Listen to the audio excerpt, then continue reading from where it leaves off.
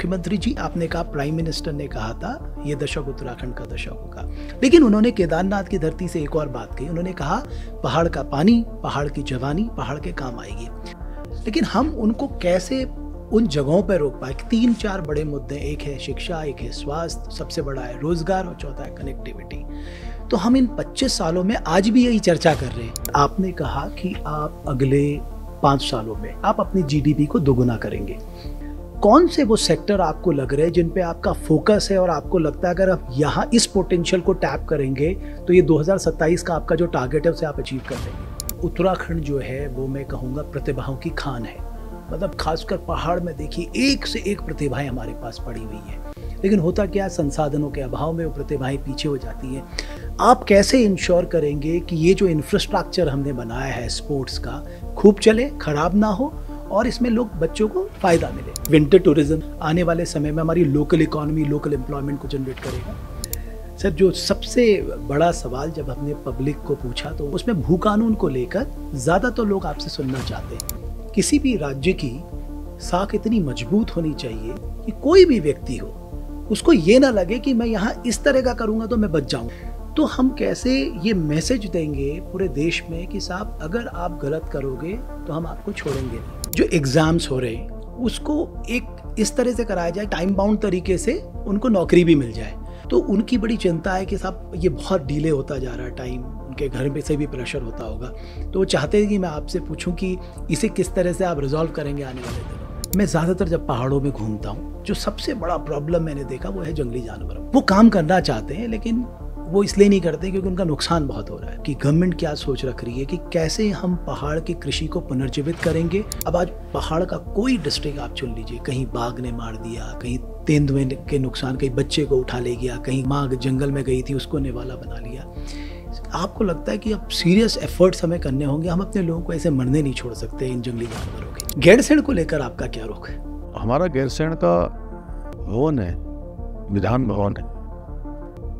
वो भवन पूरे साल भर चले, साल भर वहाँ कोई ना कोई गतिविधियाँ होती रहे, वहाँ लोग आते जाते रहे। और मैंने इस दौरान 3 बार वहाँ का अभी प्रवास कर लिया। बस एक्सीडेंट पहाड़ों में तो 2-3 बातें सामने निकल के आई। एक तो ओवरलोडिंग थी, दूसरा क्रैश बैरियर का ना होना, तीसरा गाड़ियां बहुत पुरानी चल रही। हम कैसे इससे निपटेंगे आने वाले दिनों में ताकि हमारे लोगों को मतलब इस तरह से ना जाना पड़े? नमस्कार, आप देख रहे हैं हमारा खास पॉडकास्ट। मैं हूं रमेश भट्ट और आज हमारे बहुत ही खास मेहमान हैं प्रदेश के मुख्यमंत्री श्री पुष्कर सिंह धामी जी। बहुत धन्यवाद सर, आपने समय दिया, पॉडकास्ट में आप आए। मैं आपका बहुत आभार व्यक्त करता हूँ। बहुत बहुत धन्यवाद, नमस्कार। तो शुरुआत करते हैं। ऑलमोस्ट 3 साल आपको हो गया है, तो ये 3 सालों को आप किस तरह से अपना आकलन करते हैं कि आपने कौन से ऐसे इनिशिएटिव लिए, तो किस तरह से देखते हैं 3 साल? कि जो कि 3 साल में से लगभग 6 माह शुरुआत के वो तो एक तरह से मैं कहूँ कि चुनाव के लिए ही थे, चुनाव समर्पित था। और लगभग 2.5 साल का समय इधर का आया है और हमने भरसक कोशिश की है कि हमारे आदरणीय प्रधानमंत्री मोदी जी के मार्गदर्शन में राज्य हर क्षेत्र में आगे बढ़े, राज्य को तरक्की मिले। जो राज्य की अपनी पहचान है, विशिष्टताएं हैं वो पूरे देश दुनिया में जाए। उसके लिए अपने चाहे विकास की दृष्टि से हो, कई बहुत सारे ऐतिहासिक निर्णय लेने हों, उन सभी पे काम किया है।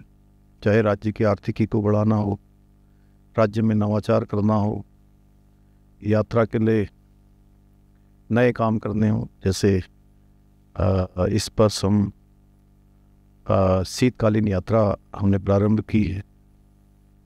हमने mission Apple, mission kiwi, mission Timur ये सब शुरू किया है।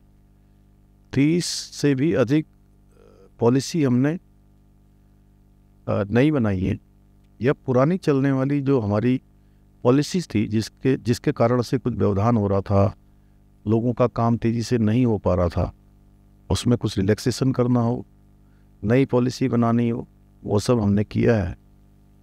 राज्य की जीएसडीपी दुगनी करने के लिए काम कर रहे हैं और उसमें हमको बड़ी सफलता मिल भी रही है। 33% के लगभग अभी तक हमारी ग्रोथ हो गई है।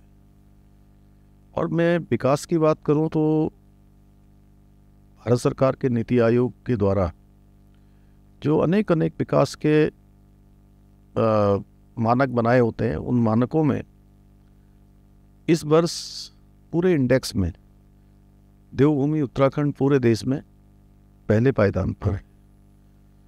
बेरोजगारी पर हमको बहुत काम करना है, लेकिन फिर उसके बावजूद भी हमने काफ़ी काम किया है। और इस वर्ष के जो आंकड़े हैं उसमें 4% की कमी आई है। हमने राष्ट्रीय औसत को भी पीछे छोड़ा है।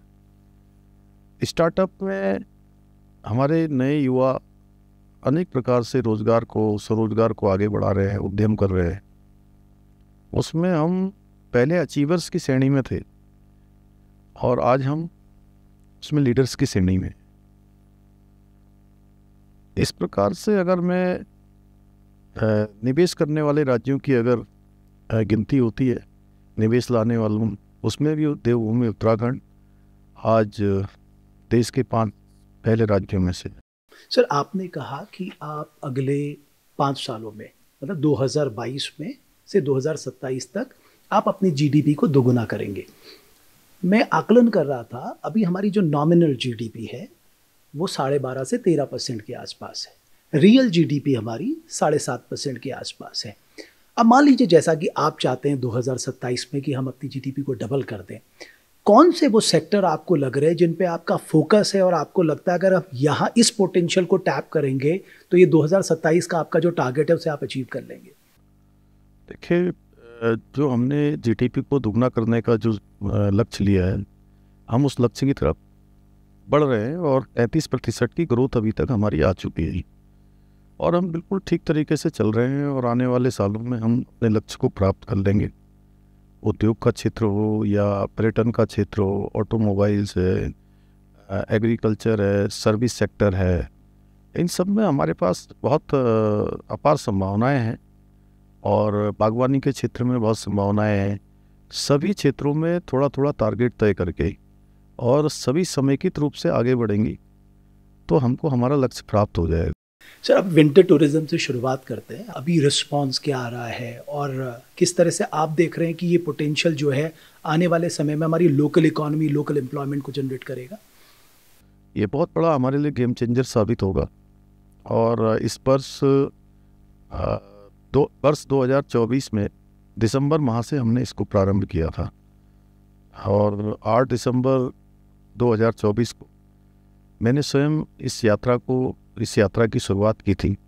ऊखीमठ जो ओंकारेश्वर भगवान का मंदिर है, जहाँ पर बाबा केदार का शीतकालीन प्रवास होता है, वहाँ से प्रारंभ हुआ था और उसके बाद मैंने रात्रिकालीन प्रवास भी वहाँ किया था।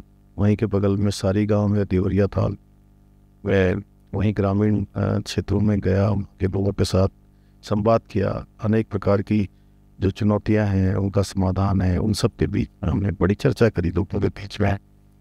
और वहाँ से मैं ऊखीमठ से बाई रोड अगस्त मुनि तक आया तो रास्ते में अनेक जगह पर वाहन खड़े हुए मुझे दिखाई दिए और दुकानें खुली हुई थी, यात्रा मार्ग था। तो मेरे मन में ऐसे ही थोड़ी जानने की उत्सुकता हुई कि मैंने सोचा कि पूछता हूँ कि भाई ये तो आप यात्रा तो आप लोगों की बंद सी हो गई थी, कपाट बंद हो गए थे, तो अभी ये दुकान कैसे खुली हुई है?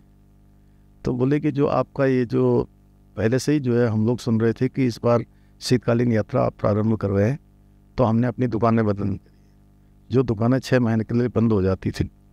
और देखिए, इसका मैंने विभिन्न स्थानों पर और आज आपसे भी, क्योंकि आप तो हमेशा इस बात के पक्षधर रहे हैं कि यहाँ के लोगों का रोजगार बढ़े, यहाँ के लोगों की आर्थिकी बढ़े, उनका व्यापार बढ़े, तो हर जो सूचना के माध्यम है उन माध्यमों से हमने देश के लोगों को बताने का भरसक प्रयास किया है कि जैसे आज देश के विभिन्न स्थानों पर कोहरा छाया हुआ है, धुंध लगी हुई है, महीनों महीनों तक भगवान सूर्य के दर्शन नहीं हो रहे। यहाँ आएंगे तो आपको सुनहरी धूप मिलेगी, शानदार।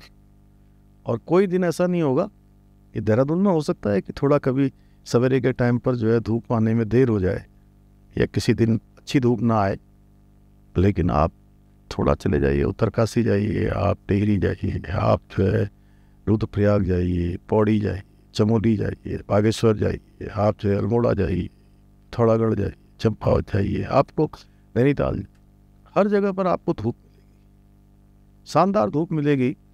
और जब डेस्टिनेशन के बारे में लोग मुझे कहते हैं कि डेस्टिनेशन कितने हैं, कुछ लोग यहाँ के कुछ डेस्टिनेशनों को जानते हैं, मसूरी जानते हैं, नैनीताल जानते हैं, मुक्तेश्वर जानते हैं, या ऋषिकेश की बात करते हैं, देहरादून, चक्राता, औली या और भी जो स्थान है हमारे। लेकिन राज्य के अंदर तो इतने स्थान है हमारे यहाँ, एक कदम बढ़ाओ, एक नया डेस्टिनेशन है, हर जगह पर डेस्टिनेशन है। तो मैंने सबसे कहा है, मैंने लोगों से अपील भी की है, लोगों से अनुरोध भी किया है कि आप विंटर में ज़रूर यहाँ आइए और धूप का आनंद लीजिए, अच्छी हवा का आनंद लीजिए। अभी एनसीआर रीजन में आप चले जाएंगे तो आपको वहाँ AQI कभी 380 मिलेगा, कभी 400 मिलेगा, कभी 500 मिलेगा और कभी कभी 600 भी पहुँच जाता है। और यहाँ आपको शुद्ध हवा मिलेगी, शानदार AQI मिलेगा, यानी कि धरती के स्वर्ग में आप आकर देख सकते हैं। एक अलग प्रकार की ऊर्जा, अलग प्रकार का एक उत्साह अपने अंदर लेकर अध्यात्म की प्राप्ति कर सकते हैं। और काफ़ी दिनों काम करने के बाद जब कई बार व्यक्ति अपने को रिचार्ज भी करना चाहता है तो उसके लिए भी सबसे अच्छा स्थान, यहाँ से वो रिचार्ज होकर जाएगा, रिचार्ज होकर जाएगा। और मैं ये तो बताया मैंने उन लोगों के लिए जो लोग यहाँ आए, उनको क्या क्या लाभ है यहाँ आने के। इसके साथ ही जो यात्रा चलेगी, उस यात्रा से लोग ये सोचते हैं कि पहाड़ों में सर्दियों के समय में सब कुछ बंद हो जाता है। सब कुछ बंद नहीं होता है, बल्कि सब कुछ खुल गया है। लोगों के जो दुकानें 6 माह के लिए चलती थी, 6 महीने बंद होती थी, 6 महीने खुलती थी, अब साल भर खुली रहेंगी। उनका व्यापार भी चलेगा, रोज़गार भी बढ़ेगा, हमारे नौजवान युवाओं को भी रोज़गार मिलेगा, माताओं बहनों को भी रोज़गार मिलेगा, होम स्टे भी चलेंगे, होटल भी चलेंगे, गाड़ियाँ भी चलेंगी, अन्य रिजॉर्ट्स भी चलेंगे। हर प्रकार से जो भी लोग हैं, पर्यटन इकोनॉमी की हर अंग को बूस्ट देता है। और ये हमारे लिए बड़ा आधार भी है। जो आपने पहले प्रश्न किया था कि GDP कैसे बढ़ाएंगे, तो ये भी एक हमारा उसका एक बहुत बड़ा आधार बनेगा। बिल्कुल सर, नेशनल गेम्स को लेके मतलब मैं कहूँगा ये बहुत बड़ा त्यौहार है और हमारे लिए बड़ी अपॉर्चुनिटी है पूरे उत्तराखंड को ग्लोबली पिच करने के लिए। तो हमारी तैयारी किस तरह से, और अभी आप प्राइम मिनिस्टर से मिल के आए, आपने उन्हें आमंत्रण किया है, क्या कुछ हम करने जा रहे हैं इस नेशनल गेम्स में? देखिए, नेशनल गेम्स ये हमको मिले, हमारे राज्य को मिले, ये हमारे लिए बहुत बड़ा अवसर है। मैं आदरणीय प्रधानमंत्री मोदी जी का धन्यवाद करता हूँ कि उन्होंने पिथौरागढ़ 12 अक्टूबर 2023 में ही जो है इसकी घोषणा कर दी थी कि 38वें नेशनल गेम्स उत्तराखंड में आयोजित होंगे। और उसके बाद से हमने उसकी तैयारियां प्रारंभ कर दी थी और लगभग 500 करोड़ रुपए से भी अधिक की धनराशि से विभिन्न स्थानों पर साइकिल ट्रैक बनाए जा रहे हैं, वाटर स्पोर्ट्स की गतिविधियों के लिए बनाए जा रहे हैं। मलखम्ब किले में कल खटीमा के चकरपुर में एक स्टेडियम था, बना था, उसका मैं देख रहा था, बड़े शानदार छोटे छोटे बच्चे बड़ा जबरदस्त शानदार कर रहे थे। हाँ बिल्कुल। तो उसके बगल में टनकपुर है, वहाँ पर स्पोर्ट्स की, वाटर स्पोर्ट्स की गतिविधियाँ होंगी। यहाँ देहरादून में, हरिद्वार में, पौड़ी में, टिहरी में, अनेक स्थानों पर, ये अलग अलग स्थानों पर अलग अलग प्रतियोगिताएं हो। सभी स्थानों पर अच्छा इंफ्रास्ट्रक्चर बन गया है, अच्छे स्टेडियम बन गए हैं। जो पुराने स्टेडियम है, खेल के मैदान है, ट्रैक हैं, वो सभी अच्छे बनाए गए हैं और लगभग सारा काम पूरा हो गया है। और शानदार इसका आयोजन होगा, ऐतिहासिक हमारे राज्य के लिए होगा और ये पूरे राज्यवासियों के लिए एक बड़ा अवसर है। देवभूमि, वीरभूमि के साथ हम आने वाले समय में खेल भूमि के रूप में भी स्थापित होंगे। उत्तराखंड जो है वो मैं कहूँगा प्रतिभाओं की खान है। मतलब खासकर पहाड़ में देखिए, एक से एक प्रतिभाएं हमारे पास पड़ी हुई है, लेकिन होता क्या, संसाधनों के अभाव में वो प्रतिभाएं पीछे हो जाती हैं। आप कैसे इंश्योर करेंगे कि ये जो इंफ्रास्ट्रक्चर हमने बनाया है स्पोर्ट्स का, इसको हम स्कूलों से जोड़ें, कॉलेजेस से जोड़ें, अपनी उन प्रतिभाओं से जोड़ें, उनको वो सुविधाएं दें? कौन जाने हमारा एक बच्चा जो है कल ओलंपिक में हमारा नाम रोशन करेगा और देवभूमि उत्तराखंड का नाम होगा। इसको कैसे इंश्योर करने जा रहे हैं कि ये इंफ्रास्ट्रक्चर खूब चले, खराब ना हो और इसमें लोग, बच्चों को फ़ायदा मिले? बिल्कुल, आपने बहुत अच्छा और बहुत अच्छी बात आपने करी है, और हमारी पूरी कोशिश होगी कि जो इंफ्रास्ट्रक्चर इतना सारा, इतने संसाधन उसमें लगे हैं, वो हमारे सब सामान्य से सामान्य बच्चों को काम आए। और वैसे भी हमने जो नई खेल नीति बनाई है, उस खेल नीति में खिलाड़ियों को प्रोत्साहन करने के लिए, छोटे बच्चों को 8 वर्ष से ऊपर के, उनको आगे लाने के लिए अनेक योजनाएं प्रारंभ की है। मुख्यमंत्री उदयमान खिलाड़ी योजना प्रारंभ की है। मुख्यमंत्री खेल प्रतिभाओं को आगे लाने के लिए अनेक और भी योजनाएं हम उसमें कर रहे हैं। खेल कोटा हमने फिर से प्रारंभ किया है, और जो आउट ऑफ टर्न की जो व्यवस्था समाप्त हो गई थी उसको प्रारंभ किया है। राष्ट्रीय और अंतर्राष्ट्रीय स्तर पर पदक जीतने वाले खिलाड़ियों के लिए प्रोत्साहन की व्यवस्था की है, उस राशि को दोगुना किया है। खेल नीति में हमने ऐसे प्रावधान किए हैं कि सामान्य से सामान्य बच्चे खेलने के लिए भी जा पाएँ। और अब जो हमारा खेल स्ट्रक्चर बन रहा है राष्ट्रीय खेलों के लिए, वो हमारे प्रतिभावान जो खिलाड़ी हैं, क्षमतावान हैं, और जिनके पास अपने साधन नहीं है, संसाधन नहीं है, अभाव में जिनका जीवन रहता है, उनकी प्रतिभाओं को निखारने के लिए निश्चित रूप से ये खेल के अवस्थापना स्ट्रक्चर बहुत काम आएंगे और उनके उपयोग में आए, इसको हम सुनिश्चित करेंगे। सर, मेरा अगला सवाल यूनिफॉर्म सिविल कोड को लेकर है। आपने कहा कि हम इस साल उसको इम्प्लीमेंट कर रहे हैं, यानी जनवरी में ही आपने कहा था हम उसको इम्प्लीमेंट कर रहे हैं। मैं कहता हूं कि हम कोई भी कानून बनाते हैं, उसका अपना एक इम्पैक्ट होता है। वो जुडिशरी में होता है, वो आपके लॉजिस्टिक्स में होता है, वो आपके इंफ्रास्ट्रक्चर में होता है, आपके ह्यूमन रिसोर्स में होता है। तो क्या ये हमारी तैयारी है, उसमें बजटरी प्रोविज़न है, या जितना भी हमें टेक्नोलॉजी चाहिए, ह्यूमन रिसोर्स चाहिए, वो सब के लिए हम बिल्कुल तैयार हो चुके हैं? देखिए, फरवरी 7 तारीख और 8 तारीख को विधानसभा में 2023 में होने के बाद ये विधेयक के रूप में पारित हो गया। उसके बाद हमने माननीय राष्ट्रपति महोदय को भेजा था, उन्होंने भी जो है उस पर अपनी हमको संस्तुति प्रदान कर दी। उसके बाद उसका एक्ट बनना था। एक्ट बनकर अक्टूबर माह में हमको मिल चुका है, सरकार को मिल गया है। और जो विधिक उस पर सुझाव थे, विधिक राय थी, वो सब होने के बाद अब चूँकि बहुत सारे एप्लीकेशंस उसमें बनाए गए हैं जिसका घर बैठे ही लोग इस्तेमाल कर पाएंगे। उसके लिए ट्रेनिंग करवाने की, हजारों लोगों को उसको ट्रेनिंग की आवश्यकता थी। और ये देवभूमि उत्तराखंड के लोगों को ये गौरव प्राप्त हो रहा है कि देश की आज़ादी के बाद हम पहले राज्य बनने जा रहे हैं जहां ये समान नागरिक संहिता लागू होगी। तो उसकी सभी तैयारियां हमने पूरी कर ली हैं, और ये समान नागरिक संहिता की गंगोत्री देवभूमि उत्तराखंड से निकलेगी। इसलिए हमने उसमें लागू करने में जो समय लगा है, लगभग मैं कह सकता हूँ कि 11 महीने का समय इसमें लग गया। तो वो इसीलिए लगा कि इतने समय में उसकी तैयारियां करनी थी, लोगों को प्रशिक्षण देना था, वो सब काम पूरा हो रहा है और हम इस माह में उसको लागू कर देंगे। कोई ऐसा राज्य है जिसने आपको संपर्क किया होगी, साहब आपका ड्राफ्ट जो है वो आप हमारे साथ साझा करिए, क्योंकि कई राज्यों ने कहा हम भी लाना चाहते हैं। देश के अनेक राज्यों ने हमारा ड्राफ्ट लिया है।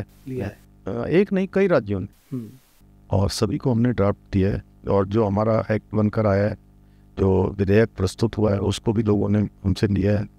और देवभूमि एक तरह से ये एक मॉडल ड्राफ्ट हो गया, पूरे मॉडल एक्ट हो गया बाकी प्रदेशों। हाँ, जैसे यहाँ से गंगा निकलकर पूरे देश को लाभान्वित करती है, जल जीवन देने का काम करती है, वैसे ही ये यूसीसी की गंगा भी देवभूमि उत्तराखंड से निकलकर हमने सभी को लाभ देगी। सर, जो सबसे बड़ा सवाल जब हमने पब्लिक को पूछा तो उसमें भू कानून को लेकर ज़्यादा तो लोग आपसे सुनना चाहते हैं। पहला, जैसा कि आपने प्रॉमिस किया है कि बजट सत्र में इस प्रदेश को एक बहुत मजबूत भू कानून मिलेगा। पर सर, मैं आपसे जानना चाहता हूँ, बिकॉज आपने इतनी सारी मीटिंग की, इतने सारे लोगों से मिले, आपको कहाँ लगा कि कहाँ हम लैग कर रहे हैं, मतलब कहाँ हम पीछे रह गए इस मामले में?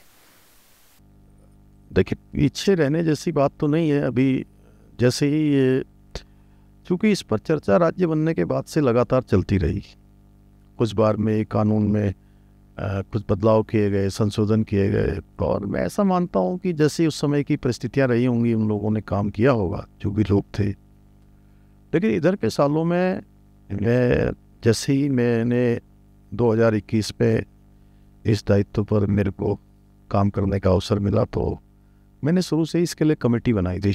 सुभाष कुमार जी की कमेटी बनाई थी, और उस पर काफ़ी अच्छा काम भी हुआ था।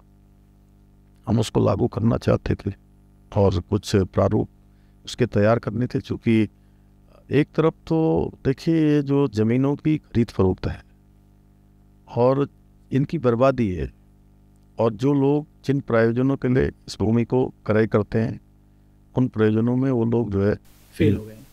करा नहीं उन्होंने, और डार्क में रखने की कोशिश करी। हमने उसकी अभी जांच करवाई, और जांच करवाने पर बहुत सारे प्रकरण आ गए हैं। हर ज़िले में प्रकरण आ रहे हैं, आप रोज़ देखते होंगे, कभी किसी ज़िले से आती रिपोर्ट, कभी किसी ज़िले से आती है। और ऐसे लोग जिन्होंने जिन प्रयोजनों के लिए भूमि को खरीदा है वो नहीं किया है, तो हम उसको सरकार में निहित कर रहे हैं, क्योंकि राज्य की ज़मीनें इस प्रकार से बंदरबाट हम नहीं होने देंगे, ये हमने तय किया है। और जिन लोगों ने कहा कि भाई हम यहाँ होटल बनाएंगे, होटल बना के रोज़गार देंगे लोगों को, कोई शिक्षा का संस्थान बनाएंगे, कोई स्वास्थ्य के क्षेत्र में काम करेंगे, कोई इंस्टीट्यूशन बनाएंगे, रोज़गार का सृजन करेंगे, और कर कुछ और दिया है वहाँ पर। कहीं उन्होंने सैकड़ों एकड़ ज़मीन ले ली, और ज़मीन लेने के बाद जो है उस पर प्लॉटिंग शुरू कर दी, और उसमें घर बस गए, आबादी घर बस बस गई। गए, आबादी बस गए। तो हमने कहा ये सब नहीं चलेगा। बट सर, इसका ये मतलब हुआ ना कि जो कानून था उसको हम इम्प्लीमेंट नहीं कर पाए, यानी आने हाँ, वाले आने दिनों में भी आपके लिए सबसे बड़ा जो चैलेंज रहने वाला है कि जो भी कानून आप इस उत्तराखंड को देंगे, कैसे इंश्योर करेंगे उसका प्रॉपर इम्प्लीमेंटेशन। देखिए ऐसा है कि पूरे उत्तराखंड के लोग और देश और दुनिया के अंदर रहने वाले उत्तराखंडी लोग, क्योंकि मैं सभी से मिला हूँ और हम उनके साथ लगातार संवाद में रहते हैं, उन्होंने समय समय पर इसके बारे में अपनी चिंता करी है, भू कानून को लेकर। अच्छा, बाहर भी आपको लोग कहते थे? बाहर भी कहते हैं, और ये ज़रूर है कि लोग यहाँ से चले गए हैं या अपना रोज़गार कर रहे हैं, अपने बच्चों के साथ, परिवार के साथ, देश में, दुनिया में कहीं भी रह रहे हैं, लेकिन उनका जुड़ाव उत्तराखंड से कम नहीं हुआ है। यह हमने महसूस किया है। जब भी हमने उनको बुलाया है या हम वहाँ गए हैं तो बड़ी संख्या में आए हैं, और एक अपनत्व का भाव उनमें हमने देखा है। तो वो कानून को लेकर भी उनके मन में भी चिंता है, इसलिए हम वो कानून बनाने के लिए हम कोई भी ऐसा काम नहीं करना चाहते कि उसके बाद हमको पीछे हटना पड़े। देखिए, एक तरफ तो हमको सख्त भू कानून भी लाना है, उसकी शुरुआत भी करनी है, निवेश भी चाहिए। दूसरी तरफ हमको निवेश भी लाना है, और रोज़गार के लिए भी, चूँकि इतना बड़ा हमने इन्वेस्टमेंट सबमिट किया था जिसमें 3,54,000 करोड़ के निवेशकों ने हमारे साथ करार किए हुए हैं, जो आने वाले समय में हमारे राज्य की आय को बढ़ाने का काम भी करेंगे, राज्य के अंदर रोज़गार और लोगों का व्यापार बढ़ाने का काम करेंगे, उद्योग स्थापित होंगे, निवेश आएगा, वो भी हमारे लिए ज़रूरी है। इसलिए दोनों का ध्यान करते हुए, और राज्य की जो मूल स्वरूप है, जिसको मैं बार बार बोलता हूँ, वो राज्य का मूल स्वरूप भी बना रहना चाहिए।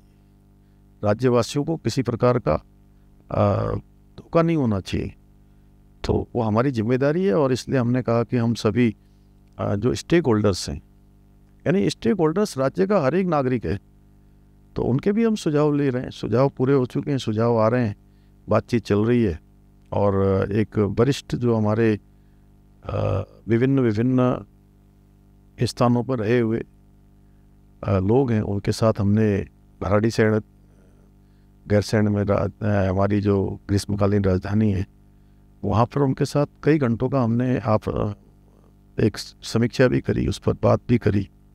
उन्होंने भी अपने अपने सुझाव दिए, सबके सुझाव लेकर हम उस पर काम कर रहे हैं, और हम एक अच्छी शुरुआत कर। पर सर, आपको नहीं लगता कि किसी भी राज्य की साख इतनी मजबूत होनी चाहिए कि कोई भी व्यक्ति हो, उसको ये ना लगे कि मैं यहाँ इस तरह का करूँगा तो मैं बच जाऊँगा। अब मान लीजिए इसमें जांच नहीं होती, मैं एक हाइपोथेटिकल बात करूँ, तो ये कोई पकड़ा ही नहीं जाता, सब जिसने जो किया वो आराम से रहते। अब जांच हो रही है, पकड़ में आ रहे हैं, तो हम कैसे ये मैसेज देंगे पूरे देश में कि साहब, अगर आप गलत करोगे तो हम आपको छोड़ेंगे नहीं, और अगर आप सही करोगे तो हम आपका वेलकम करेंगे। देखिए, मैसेज हमेशा ऊपर से जाता है, और जब यहाँ से लोगों ने तय कर दिया था कि जिन्होंने भी भूमि की खरीद फरोख्त खराब की है, गलत तरीके से करी है या गलत दर्शा के करी है, जिस प्रयोजन के लिए भूमि खरीदी गई है उसमें उसका उपयोग नहीं हुआ है, उनको जो भी नियम कानून हैं उन कानूनों के तहत उस पर कार्रवाई होगी। तो आपने देखा होगा, अनेक नाम समाचार पत्रों में भी आए हैं, आपके मीडिया में भी आए हैं, और ज़मीनें जब्त हो रही हैं, अब कोई कुछ कर भी नहीं सकता। खेती की ज़मीन को कैसे बचाएंगे? क्योंकि मैं देख रहा था कि उत्तराखंड बनने के बाद मतलब कई लाख हेक्टेयर एग्रीकल्चर लैंड हमारी चली गई।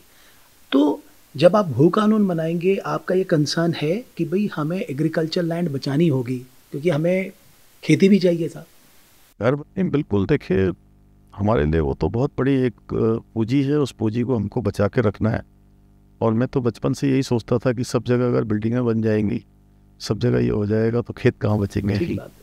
और उसमें भी समीक्षा कर रहे हैं कि भाई जो पहले के चल रहे आ रहे हमारे कानून में अगर कोई कहीं पर एक्ट में कोई तब्दीली करनी है, तो हम लोग उस दिशा में भी सोचेंगे कि हमें ज़मीनें भी बचानी है, हमारे यहाँ कृषि भूमि को भी बचाना है। यानी कि इसीलिए कई लोग कृषि भूमि पर जो बेतहाशा जो लिमिट ख़त्म हुई है उस पर ज़मीनें खरीद के 143 करवा के जो है उसको दूसरे प्रयोजन में ले आ रहे हैं। तो ये बड़ी चिंता का कारण भी है हमारे लिए। एक और बात प्रवासी उत्तराखंडियों को लेकर कि आप सबसे मिले थे, कई लोगों ने गांव गोद लिए हैं, तो किस तरह से आप उनसे बातचीत कर रहे हैं या आप सरकार उनसे बातचीत कर रही है जिससे हम उनके अनुभवों का लाभ, उनकी उद्यमिता का लाभ, उनके इनोवेशन का लाभ, या उन्होंने जो एक्सपोजर लिया है वो हम यहाँ उसका इस्तेमाल कर पाएँ अपने उत्तराखंड के लिए?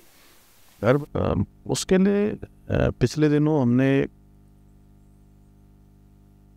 पूरे देश के अंदर रहने वाले जितने भी प्रवासी भाई बहन हैं, नवंबर माह में राज्य स्थापना से 2 दिन पहले हमने उनको देहरादून आमंत्रित किया था। और पूरे दिन भर अलग अलग सेशंस उनके हुए थे और बड़ी संख्या में लोग आए थे। वो प्रशासनिक क्षेत्र में काम करने वाले भी, अन्य क्षेत्रों में सामाजिक क्षेत्र में काम करने वाले, व्यापार उद्योग के क्षेत्र में काम करने वाले या कॉरपोरेट सेक्टर में काम करने वाले, सभी प्रकार के लोगों ने बड़ी मतलब मैं कहूँ कि बड़ी उत्सुकता से यहाँ जब हमने उनको आमंत्रित किया तो आए। और आप समझ सकते हैं जो देश भर में अनेक स्थानों पर, बड़े बड़े स्थानों पर काम करते हैं, 2 दिन का समय निकालना, 3 दिन का समय निकालना बड़ा कठिन होता है। और समय ही एक ऐसी चीज़ है जो सबसे मूल्यवान है, जो वो किसी को देते हैं तो उसकी कोई मूल्य नहीं है। तो उन्होंने भाग लिया और अपने अपने सुझाव दिए और बड़े मन से उन्होंने कहा कि नहीं, हम अपने अपने गाँव को गोद लेंगे। और वो आगे बढ़ रहे हैं क्योंकि हम भी चाहते हैं कि भाई उनके पूर्वजों का ये राज्य है और उनकी जड़ें यहाँ से जुड़ी हुई हैं, तो जुड़ी रहनी चाहिए। तो वो जुड़ रहे हैं और हमारे ब्रांड एम्बेसडर बनकर भी काम करेंगे। उनके जो अनुभव हैं दीर्घकालिक, उन्होंने जो अपनी प्रसिद्धियाँ प्राप्त की हैं, अनेक स्थानों पर नाम मान सम्मान किया है, वो देवभूमि के काम भी आएगा, उनके पैतृक गाँवों को भी आएगा। एक एक स्थान अच्छे बनेंगे। सर, एक और बात, जैसे गवर्नमेंट जॉब्स में मैं देख रहा था आपने 18-19 हज़ार जॉब दी हैं, लेकिन दूसरी तरफ मैं देख रहा था जब मैं उस बजट को एनालाइज कर रहा था कि हमारी कमिटेड लाइबिलिटीज़ बहुत बढ़ रही हैं, चाहे वो सैलरी पे जो हम दे रहे हों, चाहे वो ब्याज के रूप में दे रहे हों या हम पेंशन के रूप में दे रहे हैं, वो बजट का एक बहुत बड़ा भाग बनता जा रहा है। तो आप किस तरह से इसको आने वाले दिनों में बैलेंस करेंगे? क्योंकि मुझे लगा कि 15 फाइनेंस कमीशन को कहीं ये भी इशारा किया गया था, साहब हम अब नई नौकरियां नहीं देंगे, हम इस कमिटेड लाइबिलिटीज़ को कम करेंगे। आपके मन में क्या चलता है? देखिए, वो बात है और शुरू से चूँकि हम उत्तर प्रदेश से जब अलग हुए थे तब से वो व्यवस्थाएं चल रही हैं। अगर पिछले सालों में देखेंगे तो आप पिछले सालों में इस पर हमने बहुत कोशिश करी है कि ये हमारा धीरे धीरे कम से कम जो पहले की चीज़ें हैं वो सुधार की तरफ बढ़ें। और अब 16 फाइनेंस कमीशन आने वाला है, हम उसके लिए भी अपने प्रस्ताव बना रहे हैं। लेकिन जो हमारा इस्टेब्लिशमेंट का फंड है, कैपिटल इन्वेस्टमेंट जो होना है, उसमें हमको आज अच्छी धनराशि हमारे पास है, बजट का हमारे पास फ्लो है। हम जो चीज़ें हैं उसमें कटौतियाँ भी कर रहे हैं, जो हमारे अनावश्यक खर्चे हैं उनको कम करने का भी प्रयास कर रहे हैं और नए चीज़ों को मतलब नए हमारे जो है रेवेन्यू प्राप्त हो। जैसे हमने आबकारी में अच्छा रेवेन्यू प्राप्त किया है, खनन के क्षेत्र में अच्छा प्राप्त किया है, स्टाम्प के क्षेत्र में अच्छा किया है, पर्यटन उद्योग में भी हम प्रयास कर रहे हैं कि और अच्छा बढ़े, सर्विस सेक्टर हमारा तेज़ी से आगे बढ़े, जिसके उसके कारण से भी जो है हमको अच्छा रेवेन्यू प्राप्त हो। तो हम अपना जो शुरू में कह रहे थे जीएसडीपी को बढ़ाने के लिए भी काम कर रहे हैं। तो एक तरह से धीरे धीरे हमारे जो ये प्रयास हैं छोटे छोटे करके जुड़ेंगे, और जो पहले की चीज़ें हैं, ये बात सही है कि बहुत सैलरी में बहुत सारा पैसा चला जाता है, ब्याज में चला जाता है। ऑलमोस्ट 38% बजट का हाँ, तीनों में जा रहा है। बड़ी धनराशि जा रही है, और लेकिन इधर हम सुधार की तरफ भी बढ़ रहे हैं। कोशिश करनी है कि अब चूँकि नवाचार करना है देश के अंदर, आदरणीय प्रधानमंत्री जी ने हर क्षेत्र में नवाचार किया है। ये हम लोगों के लिए चुनौती है, देवभूमि उत्तराखंड के सब लोगों नौकरियां के लिए देते रहेंगे, सरकारी नौकरियों को। सरकारी नौकरियां देखिए जितनी ज़रूरत है उतनी होनी चाहिए, लेकिन एक ज़्यादा होना और आवश्यकता से ज़्यादा होना ये कहीं ना कहीं चिंता का कारण भी है, लेकिन जितनी ज़रूरी है वो तो करना ही। मुख्यमंत्री जी, जो एग्ज़ाम्स हो रहे हैं, चाहे वो जो भी करा रहे हो एग्ज़ाम, उसको एक इस तरह से कराया जाए कि टाइम लिमिट में, टाइम बाउंड तरीके से उनको नौकरी भी मिल जाए। और कई एग्ज़ाम लटके हुए हैं, कई के रिज़ल्ट नहीं आए हैं, तो उनकी बड़ी चिंता है कि साहब ये बहुत डिले होता जा रहा है टाइम, उनके घर में से भी प्रेशर होता होगा। तो वो चाहते हैं कि मैं आपसे पूछूं कि इसे किस तरह से आप रिजॉल्व करेंगे आने वाले दिनों में। इधर के दिनों में हमने देखिए इस पर बहुत प्रक्रिया को जल्दी किया है, और जब हमने 2022 में कैलेंडर निकाला था, आपको पता है उस समय में कैसी स्थिति हो गई थी, पेपर भी आउट होते थे, ये भी होता था। कैलेंडर निकालने के बाद कई बार कैलेंडर बदल जाता था। हमने कैलेंडर के अनुरूप काम किया है। पीसीएस परीक्षा का पिछले वर्ष परिणाम भी आ गया है, अन्य परीक्षाओं के परिणाम आ रहे हैं, और भी जो भी परीक्षाएं हैं जिनकी भी विज्ञप्तियां जारी हो गई हैं, हम कोशिश करेंगे कि जल्दी से जल्दी उनकी परीक्षाएं संपन्न हों। ज़्यादा समय विज्ञप्ति और उसके परिणाम में या परीक्षा के आयोजित होने में ज़्यादा समय न लगे, ये हमारा पहला प्रयास होगा, और हम इसको तेज़ी से करेंगे। हम उनको आश्वस्त करते हैं कि आप देखिए कि अभी पिछले 3 सालों में 19,000 नौकरियाँ अभी तक हमारे युवा भाई बहनों को, नौजवानों को, यहाँ के प्रतिभागियों को प्राप्त हो चुकी है। अभी जितने भी और भी पद खाली हैं, उन पदों को भी हम जल्दी से जल्दी भरेंगे, और ये हमारा अभियान चलता रहेगा। ये क्योंकि मैंने 3 जुलाई 2021 को जब राज्य के मुख्य सेवक के रूप में ये जिम्मेदारी में मैं आया था, उसी दिन मैंने पहले दिन ही कह दिया था, शपथ लेने के दिन से मेरा पहला संकल्प था कि नौजवान युवाओं को जितनी नौकरियां हमारी खाली हैं, जितनी भरी जानी है वो भरी जाएगी, और वो भरी जा। ओके, आप भी जानते हैं कि हम जितने भी उत्तराखंडी हैं ना, नौकरी के पीछे बहुत दौड़ लगाते हैं, तो छोटी छोटी नौकरियां भी मिल जाएं उसमें भी हमें प्रसन्नता मिलती है। चूँकि ये जो दशक है बहुत इम्पॉर्टेंट दशक है हर लिहाज से, तो हमारे उत्तराखंडी भी उद्यमिता के क्षेत्र में आए, हमारे उत्तराखंडी भी स्टार्टअप के क्षेत्र में आए, इनोवेशन के क्षेत्र में आए, नॉलेज इकोनॉमी के क्षेत्र में आए। हम ऐसा क्या करेंगे कि जिससे कि हम जॉब सीकर ना बने, बल्कि जॉब कीवर की श्रेणी में आ जाएं, कि हम नौकरी देने वाले बने? नहीं, हमारे सारे ही प्रयास इसी दिशा में हैं कि हम चाहते हैं कि भाई आज हमारे जो महिलाएं हैं इस क्षेत्र में बहुत अच्छा काम कर रहे हैं। छोटे छोटे स्वयं सहायता समूह हैं, छोटे छोटे जो है उत्पादक हैं, अच्छे से अच्छा काम कर रहे हैं, और उनको सरकार प्रोत्साहित कर रही है। हम बिना ब्याज के ऋण भी दे रहे हैं। मुख्यमंत्री स्वरोजगार योजना के माध्यम से ही, मुख्यमंत्री नैनो योजना थी, अभी पलायन के समय में बहुत सारे लोग आए, वीर चंद्र सिंह गढ़वाली की योजना है, फार्म मशीनरी बैंक है। इन सब पर सरकार के द्वारा बहुत प्रोत्साहन किया जा रहा है। स्टार्टअप के क्षेत्र में उनको प्रोत्साहित करने के लिए काम हो रहा है। तो हम भी चाहते हैं कि भाई जो हमारे युवा हैं वो उद्यमिता के क्षेत्र में आगे आएँ, और वो रोज़गार मांगने वाले न बने, रोज़गार देने वाले बने। सरकार उनके साथ खड़ी है। बहुत सारी योजनाएं, अभी हमने मुख्यमंत्री स्वरोजगार योजना चलाई है, जिसके बहुत अच्छे परिणाम आ रहे हैं। अभी मैं टिहरी जनपद में गया था, वहाँ मुझे बताया कि कई सैकड़ों लोगों ने आज मुख्यमंत्री स्वरोजगार योजना के माध्यम से अपना स्वरोजगार खड़ा कर लिया है।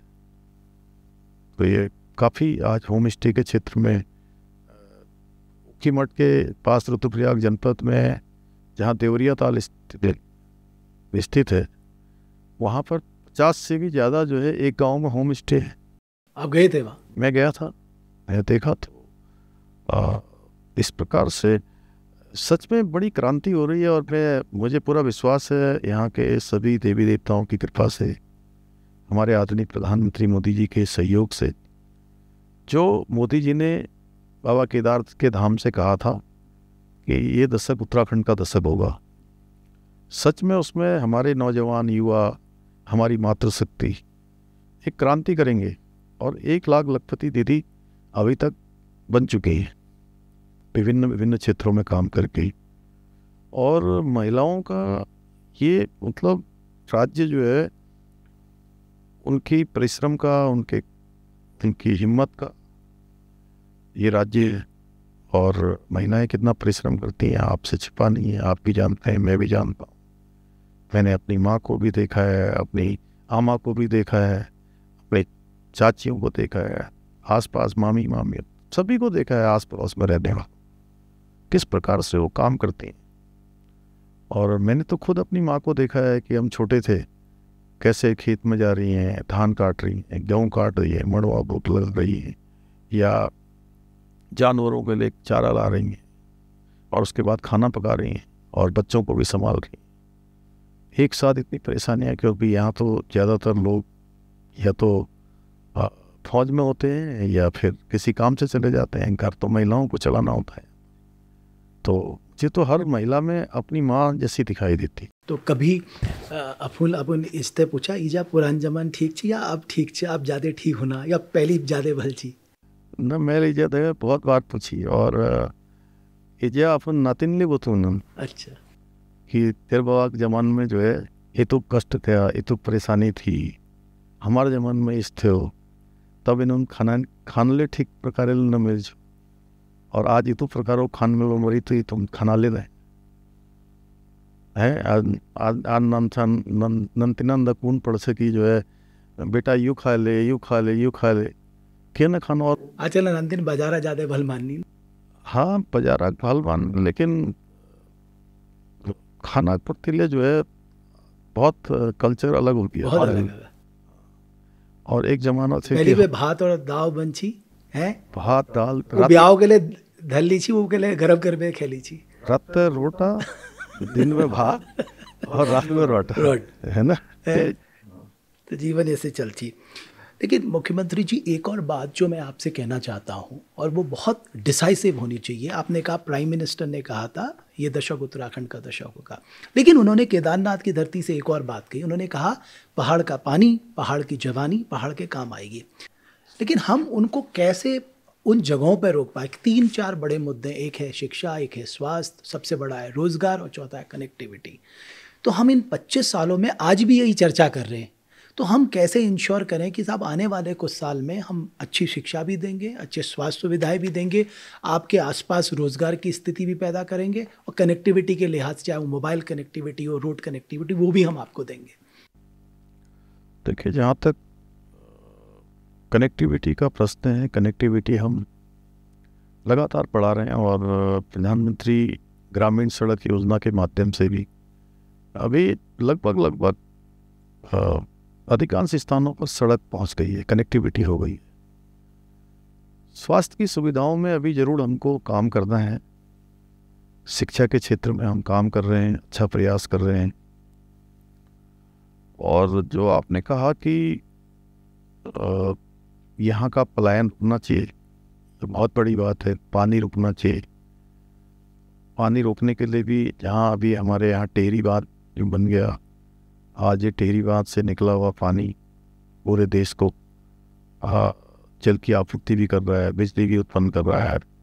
हम यहाँ देहरादून में सौंग डैम, जो कई दशकों से जिसकी बात चल रही थी, सौंग डैम हमारा निर्माण की प्रक्रिया में आ गया है। तराई भाबर की एक महत्वाकांक्षी योजना, जो कि आप भी बहुत छोटे रहे होंगे तो आप भी सुनते होंगे उस समय। हाँ, जमरानी। और मैं भी बड़ा छोटा था तो सब कहते थे तराई भाबर में यहाँ पर जमरानी बांध बनेगा, जमरानी बांध बनेगा। 50-60 साल से कह रहे थे। हमारे प्रधानमंत्री जी के सहयोग से, उनके उस पर जो है हमारा जमरानी बांध भी जो है स्वीकृत हो गया, वो भी निर्माण की प्रक्रिया में आ गया। और लखवाड़ बांध ये भी बहुत लंबे समय से चल रहा था, कई दशकों से, उसका काम भी अब प्रारंभ हो गया है। तो ये सब हमारे बांध बन जाएंगे, पहाड़ का पानी रुकेगा, यहाँ पर पीने के काम भी आएगा, हमारे भी काम आएगा, देश के अन्य लोगों के काम भी आएगा। जहाँ पर बिजली पैदा होगी वो बिजली भी काम में आएगी। जवानी का हम बेहतर उपयोग कर पाएँ। और इधर अभी पलायन निवारण जो आयोग है उसके आंकड़े बताते हैं कि बड़ी संख्या में लोग एक कोरोना महामारी वापस आए। बड़ी संख्या है, वो कई हजारों। और वो हमारे पास एक गोल्डन अपॉर्चुनिटी भी थी कि हम उसको यहाँ रोक पाए, बट हम बहुत लोगों को नहीं रोक पाए। रोकेंगे, देखिए ऐसा है कि कुछ लोगों की अपनी व्यवहारिक चीज़ें भी हैं, बच्चे बाहर पढ़ रहे हैं, उनके एडमिशन हो रखे हैं, उनका एक व्यवस्थित जीवन चल रहा है, तो बहुत आसान भी नहीं है उसको बदलाव करना। लेकिन हम कोशिश कर रहे हैं। आप देखिए नए होम स्टे खुल रहे हैं, कृषि बागवानी के क्षेत्र में इतने काम हो रहे हैं, अच्छे अच्छे इंस्टीट्यूशन बन रहे हैं, लोग जो है पहाड़ों में जो है ज़मीनें खोज रहे हैं और अपने घरों को आ रहे हैं। जो ज़मीनें उनकी किसी ज़माने में थी वो एक तरह से बंजर जैसी पड़ी हुई थी, आज वो धीरे धीरे उसकी कीमत ही नहीं, मैं तो कहूँगा कि बहुमूल्य होती जा रही है। तो उनको भी अब इस बात की महत्ता पता चल रही है। और जो उन्होंने जो हुनर प्राप्त किए हैं, कौशल प्राप्त किया है, स्किल हुआ है, तो उनको लगता है कि भाई हम अपने उसमें जाएंगे, अपने स्थानों पर जाएंगे, अपनी जगह पर काम करेंगे, अपना भी रोज़गार करेंगे और लोगों को भी रोज़गार देंगे। तो ऐसे बड़ी संख्या में लोग आ रहे हैं और हमारा भी प्रयास है कि उन सबको यहाँ पर रोकें और जो सरकार की तरफ से जो भी मदद हो सकती है मदद करेंगे। हम शुरुआत इसकी कर ही रहे हैं। मुख्यमंत्री जी, आपने अभी कृषि और बागवानी का जिक्र किया। मैं ज़्यादातर जब पहाड़ों में घूमता हूँ तो मैं आपको सही फैक्ट बताता हूँ, उनको सही से सही टाइम पे बीज मिल जाए, उनको नॉलेज शेयरिंग हो जाए, उनको जो ये खाद मिलती है या जितनी भी पेस्टिसाइड्स मिलती हैं वो अच्छी क्वालिटी की मिले, और समय समय तक उनको, आजकल बहुत बीमारियां लगती हैं, उसके निदान के बारे में भी जानकारी मिले। और जो सबसे बड़ा प्रॉब्लम मैंने देखा वो है जंगली जानवरों का। आप अच्छी तरह जानते हैं, वो काम करना चाहते हैं लेकिन वो इसलिए नहीं करते क्योंकि उनका नुकसान बहुत हो रहा है। आपके दिमाग में क्या है या आपकी गवर्नमेंट क्या सोच रख रही है कि कैसे हम पहाड़ की कृषि को पुनर्जीवित करेंगे और उत्पादन और उत्पादकता के लिहाज से एक एग्जाम्पल सेट करेंगे, हॉर्टिकल्चर में भी, एग्रीकल्चर में भी? देखिए, जो हमारे पहाड़ों में उत्पादन होता था मड़ुआ का पहले, और मड़ुआ बड़े गरीबों का भोजन माना जाता था। क्यों हम मड़ुआ दूसरे को देते, गेहूं बड़ा खुश हो जाते, गेहूं बदलते थे। लेकिन आज उल्टा हो रहा है, उल्टा हो गया। हमने लगभग 13 करोड़ रुपए की मड़ुआ की इस बार बिक्री हुई है। और जो हम मिलेट्स में कई प्रकार की चीज़ें बना रहे हैं उसमें मड़वे से बन रही है, इससे बन रही है और इस उत्पादों की मांग बढ़ रही है। और पूरे मतलब मैं तो अनेक जगह जाता हूँ तो लोगों को मड़वे का आटा अगर हम देते हैं तो बहुत प्रसन्नता उनको होती है। हमारा काम है कि जो हमारे पारंपरिक रूप से होने वाले उत्पाद हैं, जिनकी कीमत भी अच्छी है, पौष्टिक भी हैं, और लोग उसको लगाएं। पहले कोई खरीदता नहीं था तो वो लोग लगाते नहीं थे। अब आपने कहा कि जैसे कहीं पर बंदर बहुत है, लेकिन कहीं पर बंदर नहीं भी हैं। मैं पौड़ी के एक गांव में एक होम स्टे में रुका था आज से लगभग 2 साल पहले। मेजर चंदोला, गोरकी चंदोला, उनके यहाँ रुका था। और उनके गांव में प्रातःकाल में शहर में गया तो मैंने देखा कि उनके एक परिवार के ही उनके चाचा या ताऊ, वो स्वास्थ्य विभाग में डायरेक्टर भी रहे हैं, यहाँ मौकमपुर में रहते हैं, डॉक्टर चंदोला करके। तो वो भी उस दिन आए हुए थे वहाँ गांव में, तो उनके साथ भी मैंने चाय पी। मैं गांव में गया तो मैंने सोचा कि यहाँ ये लोग, ये सारे गांव पूरा बंजर पड़ा हुआ है और अब से बड़ा समतल गांव। तो मेरे मन में उत्सुकता हुई कि भाई ये यहाँ पर क्यों नहीं खेती करी गई। मैंने कहा खेती क्यों नहीं करी गई, क्या बंदरों की परेशानी है या यहाँ पानी नहीं है। तो फिर मैं थोड़ा नीचे गया तो मैंने देखा कि पानी तो आ रहा है, वहाँ से नाला बह रहा है, पूरा नौला लगा हुआ था। तो उन्होंने कहा, चंदोला जी ने कहा कि आप ये बस लगाते ही नहीं है, थोड़ा लोगों को हमें इस दिशा में भी खुद भी इनिशिएटिव लोगों को भी लेने होंगे कि हमारे यहाँ पर इतना शानदार, बिना यूरिया के, बिना अन्य जो कीटनाशक हैं उनके बिना अच्छी खेती हो सकती है। थोड़ा अगर प्रयास कर लें तो निश्चित रूप से। लेकिन जहाँ बंदर, शॉल, खरगोश, जंगली मुर्गी, ये भी तो एक बड़ी समस्या है, समस्या है। उसके लिए देखिए, एक चूँकि एक समय में एक साथ मैं कुछ बोलूँ कि आजकल वैसे भी ये होता है कि भाई हमारे जैसे लोग अगर कुछ भी बोल देते हैं तो कई बार लोग ऐसा भी समझ देते हैं कि ये तो बोल देते हैं ऐसे ही। अब मैं ऐसा कोशिश करता हूँ कि ना बोलूँ जो कि ना हो पाए। यह है कि एक टाइम लगेगा उसमें।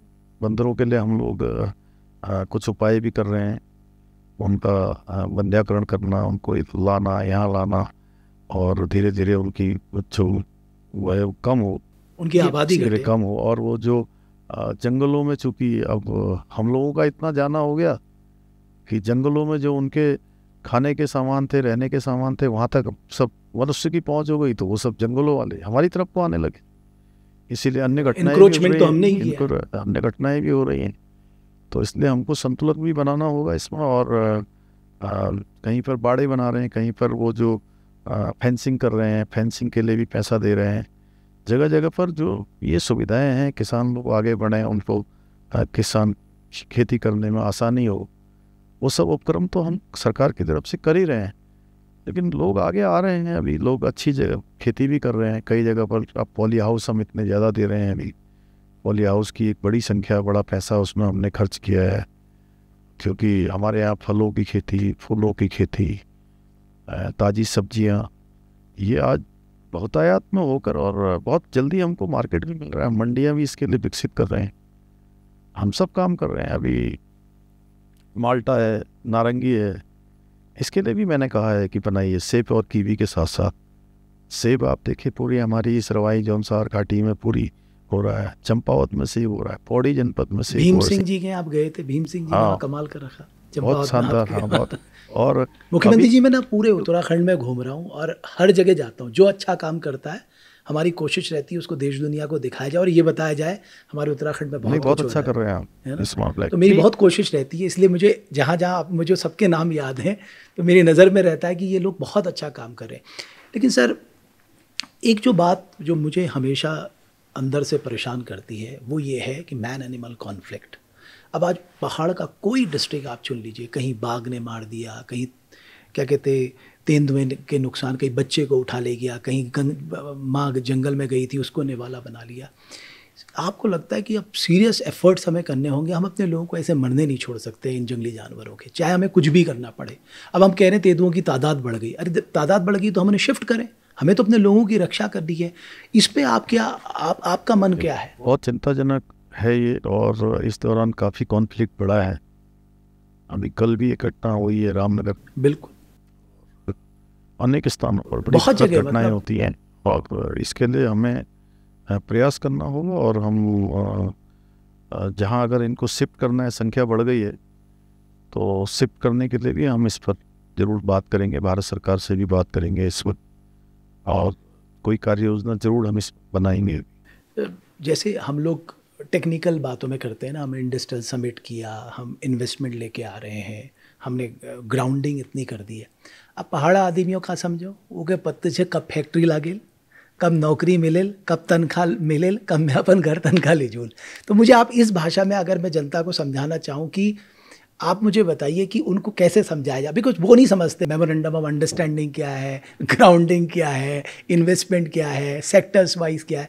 उन्हें तो सीधे पता है हमारे चल के कब नौकरी मिले, कब यो तनख्वाह हमारे घर लाल। जो सामान्य व्यक्ति है उसको तत्काल जो है रिलीफ चाहिए, तत्काल सहायता चाहिए। लेकिन ये सबमिट है, ऐसे आयोजन हैं बड़े बड़े जो हम करते हैं, प्रधानमंत्री जी भी उसमें आए थे, और उनके आने से भी हम लोगों के यहाँ पर अनेक बड़े बड़े समूह यहाँ आए थे, और उन्होंने कहा कि हम यहाँ अपना निवेश करेंगे। निवेश का मतलब है कि भाई वो अपना पैसा लगाएंगे, खर्च करेंगे, और बड़ा उद्योग बनाएंगे, या कोई होटल बनाएंगे बड़ा 5 स्टार, या कोई शिक्षा का संस्थान खोलेंगे या कोई शिक्षा का संस्थान खोलेंगे, कोई यूनिवर्सिटी बनाएंगे, तो उसमें रोज़गार तो मिलेगा। जैसे अभी हमारे यहाँ पर इस इंडस्ट्रियल सिटी पूरी जो देश में 12 स्वीकृत हुई है, एक हमारे राज्य उत्तराखंड को मिली है, तो अब वो स्वीकृत हुई है इस साल, उसका पैसा भी आ गया है, पहली किस्त उसकी हमको मिल गई है। अब बनते बनते साल 2 साल 3 साल लगेंगे, 3 साल जब बन जाएगी तो आसपास के लोगों को रोज़गार तो मिलेगा ही। जो कच्चा सामान जाना है दुकानदारों का भी होगा, वहाँ के आसपास के लोगों को रोज़गार मिलेगा। अन्य प्रकार की जो आपूर्तियाँ हैं वहाँ पर उस फैक्ट्री में चाहिए वो भी मिलेगी। अगर कोई बड़ा होटल बन रहा है या बड़ा कोई संस्थान बन रहा है, उसमें भी अनेक अनेक प्रकार से रोज़गार मिलेगा। तो ये बात सही है आपकी कि अब उनकी समझ में एकदम से उनको तो अभी ज़रूरत है उनकी, भाई तत्काल हमको तो रोज़गार चाहिए, रोज़गार तुरंत नौकरी चाहिए, तुरंत तनख्वाह मिलनी चाहिए। बट आप कह रहे हैं आपका फोकस रोज़गार है, आप रोज़गार। बिल्कुल, हाँ बिल्कुल, मैं इस पर पहले से, चूँकि मैं खुद बड़ी सामान्य स्थितियों और सामान्य परिस्थितियों में मेरा जीवन भी आगे बढ़ा है, मैंने इसको नज़दीक से देखा है कि एक सामान्य परिवार में पैदा होने वाला एक युवक 8वीं 10वीं में पढ़ता है तो उसके मन में क्या क्या विचार आने लगते हैं। पहले तो यही होता था कि वो भर्ती होने के बारे में सोचता था कि मैं फौज में जाऊंगा, उसके लिए दौड़ लगाना शुरू करता था, उसके लिए थोड़ी पढ़ाई जो होती है। आपने भी किया फौज में जाने का? था आपका मन? मैंने भी किया था, मैं भी था मन लगाता था, फौज? बिल्कुल था, मैं भी जाना चाहता था और मैं फौज में चला ही गया होता। मेरे माता पिताजी ने मेरे को उस समय नहीं जाने दिया, चूँकि मैं पिताजी ने मना किया? हाँ, घर में मैं अकेला था, तो उन्होंने कहा कि नहीं, तो यहीं रह के काम करना है, पढ़ाई करनी है। तो उसके बाद पढ़ाई करने के लिए फिर मैं उच्च शिक्षा के लिए लखनऊ गया। लखनऊ विश्वविद्यालय से मैंने ग्रेजुएशन और पोस्ट ग्रेजुएशन वहाँ से किया, LLB किया मैंने वहाँ से। ऐसे क्षेत्र बदल गया, नहीं तो मैं एक सैनिक तो नहीं बन पाया, लेकिन मैं कोशिश करता हूँ कि एक सेना जैसा अनुशासन जो मैंने बचपन से सेना से और मुझे अपने पूज्य पिताजी के साथ रहने से मिला, कि चाहे कुछ भी छोड़ना पड़े लेकिन समय का, इसका अनुशासन का पालन करना है। तो कुछ हद तक जो है वो मैंने अपने जीवन में भी उतारने का मैं प्रयास करता हूँ कि मेरी वजह से दूसरे लोगों को जो है, जैसे आज ही आपके यहाँ आने में मुझे थोड़ा विलम्ब हो गया तो मुझे कष्ट हो रहा था। नहीं तो हाँ, लेकिन अब कोहरा बहुत था, कोहरा बहुत था, तो इस नाते जो है थोड़ा बीते रहो। एक और सवाल आया, सिटकुल में जो लोग काम करते हैं, सर यहाँ भी ना मिनिमम वेज एक्ट जो है उसका हमने नोटिफिकेशन भी जारी किया अभी 2024 में, उसका बड़ा उल्लंघन होता है। जैसे कोई अनस्किल्ड है, सेमी स्किल्ड है, स्किल्ड है, आपने सबके रेट तय किए हुए हैं, बट होता क्या, वो सब ठेकेदारी प्रथा में होते हैं। अब उनको काम तो 12 घंटे करा रहे हैं और पैसे कम दे रहे हैं। तो उन्होंने मुझे सवाल लेके भेजा कि आपके पास एक बेहतर मौका है, आप हमारी आवाज़ आप तक पहुंचा दें। तो क्या आप इस मंच से उनको इंश्योर करना चाहेंगे कि हम जो कुछ भी करेंगे, जो हमारा मिनिमम वेज एक्ट है उसको हम इम्प्लीमेंट करवाएंगे हर हाल में? और देखिए, ये हमने मिनिमम वेज एक्ट के लिए कमेटी एक बनाई थी और उस कमेटी ने कुछ सिफारिशें भी करी थी, लेकिन उसके बीच में ये हुआ कि अनेक अनेक संस्थानों के लोग भी बीच में आए थे। उन्होंने कहा कि हम सरकार जो चाहती है हम उस पर काम करेंगे, एक बार हमारे साथ सबकी मीटिंग कर लीजिए, हमारी भी कुछ अपनी परेशानियां हैं, तो हम चाहेंगे कि उनके साथ बैठकर उसका समाधान खोजा जाए और जो हमारे श्रमिक लोग हैं या जो भी कार्मिक हैं, उनके मानवाधिकारों का उल्लंघन उनका मानवाधिकारों का उल्लंघन न हो। और ये विषय तो वो ये माने कि आप अब वकील बन के उनके लिए उनका केस लड़ेंगे? नहीं, मुझे अच्छे से जानकारी है और कोशिश करेंगे जी, वो हमारे राज्य के लोग हैं, क्यों नहीं, हमारे परिवार के लोग हैं। और आपके माध्यम से भले ही मेरे पास बात पहुंच रही है, लेकिन उससे पहले भी मैंने ही जो है उसमें कमेटी बनाई थी इस बार फरवरी माह में 2024 में, तभी हमने ये निर्णय लिया। तो अभी स्टेक होल्डर डिस्कशन के बाद आप इसे इम्प्लीमेंट करेंगे। गैरसैंण को लेकर आपका क्या रुख है? गैरसैंण देखिए, हमारा सबका एक भावनाओं का केंद्र है गैरसैंण, और गैरसैंण का विकास होना चाहिए। गैरसैंण हमारी ग्रीष्मकालीन राजधानी घोषित हो गई है, उस तर्ज पर जो भी विकास के लिए हमने कई सारे काम इस बार किए हैं। हम बड़ी एक धनराशि भी जारी की है, वहाँ पर जो हमारे पुलिस के लोगों के लिए स्थान बनना था वो बना है। आप जैसे मीडिया के जो मित्र हैं उनके लिए कोई स्थान नहीं है, लोगों को दूर दूर जब सत्र चलता है तो जाना पड़ता है। वो जो हमारा गैरसैंण का भवन है, विधान भवन है, वो भवन पूरे साल भर चले, साल भर वहाँ कोई ना कोई गतिविधियाँ होती रहें, वहाँ लोग आते जाते रहे। और मैंने इस दौरान 3 बार वहाँ का अभी प्रवास कर लिया विधानसभा सत्र के बाद। और पूरे राज्य के उद्यमिता समूह, जो हमारी महिलाओं के समूह हैं, उनकी हमने वहाँ पर बैठक आयोजित की थी। उसके बाद हमने वहाँ पर पलायन निवारण जो आयोग है उसकी बैठक भी हुई। काफ़ी सारे आपने स्वरोजगार करने वालों को बुलाया। और ये जो भू कानून है हमारा, भू कानून के लिए भी जो हमारे अनुभवी लोग थे उन सबके साथ भी हमने वहाँ चर्चा करी। और अभी यहाँ पर जब केदारनाथ का उपचुनाव चल रहा था, तो केदारनाथ के उपचुनाव के बाद मैंने कहा कि आज देहरादून न जाकर मैं आज भी रात्रि प्रवास वहीं करता हूँ। लेकिन वो उस समय वहाँ किसी को जानकारी नहीं थी कि मैं यहाँ आऊँगा 4:30 बजे शाम को। मैं वहाँ के लिए चला गया तो बड़ी मुश्किल से एक गाड़ी वहाँ पर उपलब्ध हो पाई। और हम लोग कोई थे नहीं, वहाँ के जिलाधिकारी और वहाँ के पुलिस अधीक्षक जो है वो 3.5 घंटे बाद वहाँ पहुँचे। अच्छा, आप पहले पहुँच गए? मैं पहले पहुँच गया और मैंने अपना काम किया अपने। अब हम लोगों ने सब वहाँ साथ में चाय वाय बनाई वहाँ पर। बट आपने सही कहा कि गैरसैंण में साल भर में कोई गतिविधि देने लेने, वरना तो उसका प्लास्टर जड़ने लगेगा। हमने 1000 करोड़ तकरीबन वहाँ उतने ऊपर जाके खर्च कर दिए, और वो हमारी आस्था का केंद्र भी है। लेकिन जैसे मान लीजिए, जैसे हमारे बहुत सारे लोगों ने लिखा, साहब हमें तो वहाँ बहुत ठंड लगती है। फिर हमने देखा कि वहाँ पर एवरेज सिटिंग जो है वो कम होने लगी। तो आपके मन में क्या चल रहा है, मतलब अपार्ट फ्रॉम जो वहाँ पर सेशन चलेगा फरवरी माह में, देखिए हम वहाँ पर बजट सेशन वहीं करने वाले हैं। इसका मतलब भू कानून आप गैरसैंण से पहले से मैंने घोषणा कर रखी है कि जो है कि इस बार का बजट सत्र गैरसैंण में ही होगा। और गैरसैंण के पास में लगभग 5 किलोमीटर वहाँ जो हमारा भराड़ीसैंण है उसके बगल में सारकोट गांव है। उस गांव को मैंने मुख्यमंत्री आदर्श ग्राम योजना में भी जो है मैंने घोषणा करी है कि गाँव आदर्श ग्राम योजना में होगा। मैं उस गाँव का भी इस बार भ्रमण करके आया हूँ। वहाँ पर भराड़ी देवी का एक बहुत प्राचीन मंदिर हुआ करता था, जो उस समय बत्ते समय जो है थोड़ा सा वो हुआ, बहुत सारे पेड़ पौधे वो। तो हम लोग चाहते हैं कि भराड़ी देवी का वहाँ पर मंदिर भी बने, वहाँ पर सभी प्रकार की चीज़ें हो, जिससे कि केवल जब सभा आहूत होती है यानी विधानसभा चलती है, सत्र चलता है, उसके अलावा वो बंद हो जाता है। बहुत सारे जो देश के लोग जो है बहुत सारे प्रशिक्षण करते हैं, सम्मेलन करते हैं, वो भी हमारे यहाँ करें। हम उस प्रकार की भी व्यवस्था वहाँ पर कर रहे हैं, उसकी शुरुआत कर रहे हैं कि भाई लोग आ जाए, क्योंकि रुकने की भी व्यवस्था है। अभी आपने एक गांव का जिक्र किया, मुझे याद है, मैं वो दृश्य सारकोट का, आप वहाँ जा रहे थे तो वहाँ बहुत महिलाएं, बहुत बच्चे, सब लोग थे वहाँ पर। अब उनकी आंखों में क्या दिखता है? नेचुरली आप जब उनसे मिलते हैं उनकी आंखों में आप क्या देखते हैं? देखिए, हम मेरे जैसे व्यक्ति को देखकर उनको लगता है कि ये भी हमारे जैसा ही है, इसीलिए हमारे बीच में आ रहे हैं। और पहले कोई इस तरह से जाता भी नहीं था, तो अब हम लोग पहुँचते हैं तो उनको अच्छा लगता है और बहुत आशा भरी निगाहों से देखते हैं।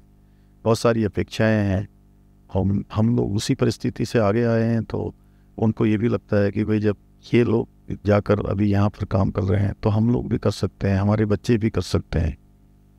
यानी कि अपनों का जो नेतृत्व है, अपने प्रतिनिधि हैं वो अपने बीच से, तो निश्चित रूप से अच्छा करेंगे, अच्छा सोचेंगे। सारकोट गाँव के बारे में बताऊँ कि वहाँ का उन्होंने पशुधन बचाया, दूध है, वहाँ घी है, कृषि के क्षेत्र में फल हैं, सब्जियां हैं।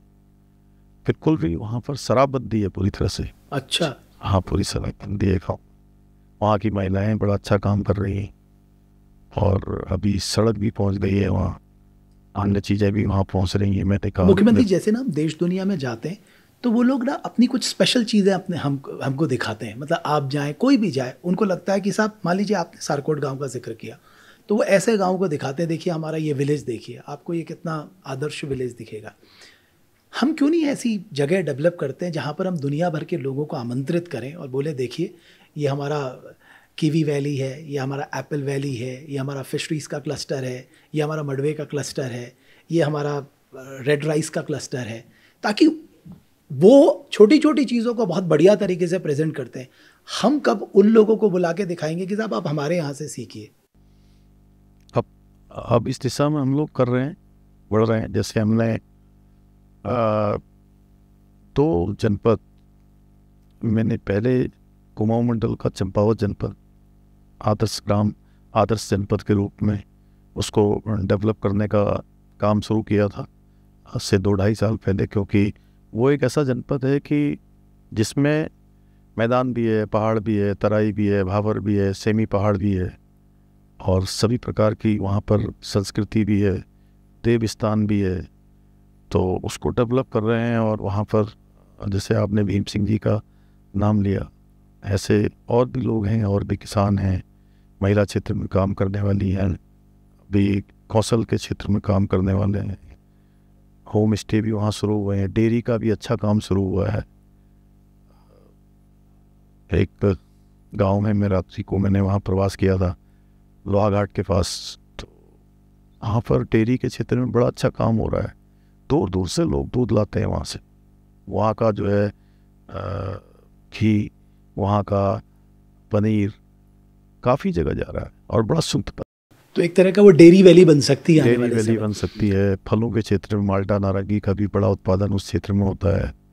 इसी प्रकार से हमारा रुद्रप्रयाग जनपद का केदार घाटी, ये घाटी भी जो है आने वाले समय में नवाचार के रूप में, अपने ब्रांडों के रूप में एक आदर्श जनपद ये भी बने।